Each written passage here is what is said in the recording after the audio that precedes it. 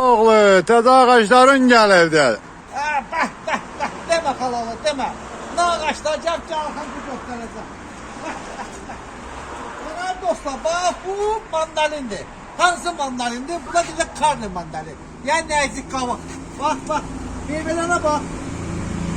Bak saltım çimcasın. Bak maşallah bak. Süper. Ondan sonra dostlar bak. Böyle bazılarımız da var. Üzerleri böyle meyveli. Görürsünüz. Bunların kıymetisi 10 manat. Sonra böyle biraz böyükleri var. Üzerinde böyle mandalin. Bunların kıymetleri 12 manat. Yani 10 manattan başlıyor. İsterseniz bir de böyükler de var ha böyle. Bak. Havacı yakından. Bak köşün kalınlığı dostlar. Bak böyle oy Allah. Böyle yağışlı. Üzerinde meyveler var. Gel meyveler göstereyim.